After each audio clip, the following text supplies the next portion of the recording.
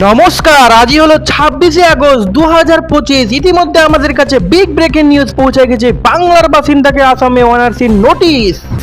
প্রতিবাদে সরব মমতা বিজেপিকে পাল্টাতো। ইতিমধ্যে বিগ ব্রেকিং নিউজ।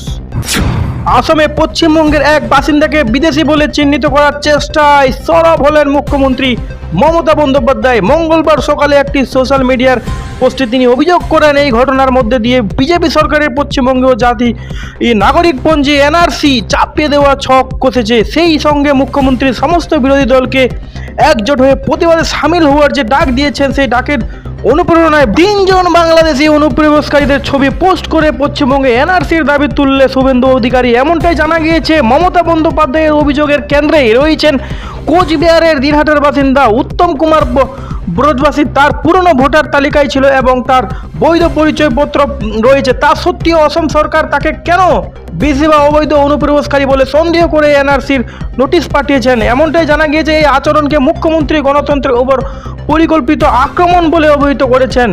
এই বিষয়ে সোমবার ক্ষোভ প্রকাশ করেছিলেন তৃণমূল সাংসদ সামিরুল ইসলাম। তিনি জানান, উত্তম কুমার ব্রজবাসী পশ্চিমবঙ্গের নাগরিক, তার সমস্ত নথি ঠিকঠাক আছে। তারপরেও তার আসামের বিজেপি সরকার যেভাবে তাকে হায়রানি করেছেন, আসামের বিজেপি সরকার হেমন্ত বিশ্ব শর্মা তা সম্পূর্ণ বেআইনি এবং উদ্দেশ্য প্রণোদিত করে অবহিত করেছেন। এমনটা জানা গেছে। মুখ্যমন্ত্রী বলেছিলেন যে একজন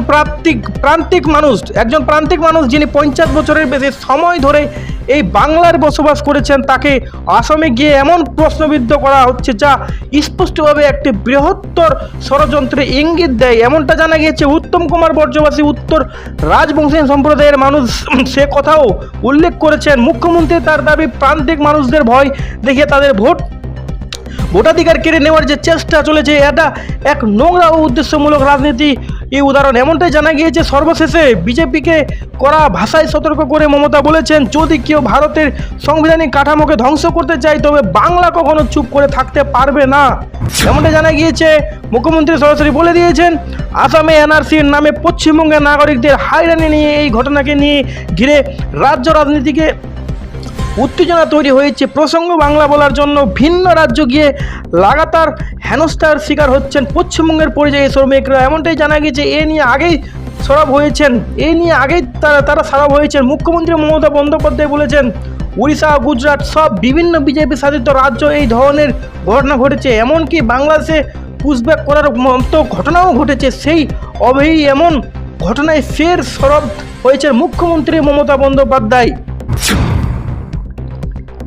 আরও এমনটাই জানিয়ে গেছে যে বাংলার 52 জনের সম্পর্কে তথ্য চেয়ে পাঠিয়েছেন হরিয়ানা, জানিয়ে মমতার তো বাঙালি বিরোধী ষড়যন্ত্রের অংশ। মমতা জানান, হরিয়ানা সরকার ও বাংলার 52 জন শ্রমিকের তালিকা সহ চিঠি পাঠিয়েছেন, সেখানে তাদের বাংলাদেশি হিসাবে সন্দেহ করা হয়েছে বলে জানান তিনি। এমনটাই জানা গিয়েছে। হরিয়ানা এবং অসম থেকে এক রাজ্যকে চিঠি পাঠানো হয়েছে, সঙ্গে সব মিলিয়ে 53 জন সন্দেহভাজনের নাম। এই ব্যক্তিদের বাংলাদেশি সন্দেহ করে তাদের সম্পর্কে তথ্য চেয়ে পাঠানো হয়েছে বলে জানিয়েছেন বাংলার মুখ্যমন্ত্রী মমতা বন্দ্যোপাধ্যায়। কয়েকটি জেলার নামে উল্লেখ করা মমতা প্রশ্ন করেন, এরা কি চাইছে? এভাবে বাংলাকে দখল করবে? তবে মমতার আশ্বাস, ভয় পাবেন না, সরকার নিজেদের মতো কাজ করছে। অনেকের মতে 21শে জুলাইয়ের সমাবেশের পরের দিন থেকে ভাষা সন্ত্রাস নিয়ে বিজেপি সরকারের বিরুদ্ধে খাজ বাড়ালেন মমতা বন্দ্যোপাধ্যায়। এইভাবেই সমগ্র রাজ্য জুড়ে বাংলাদেশি সন্দেহ করে তাদেরকে হাইরান করা হয়, সমস্ত ইন্ডিয়ানবাসীদেরকে বা ভারতবাসীদেরকে।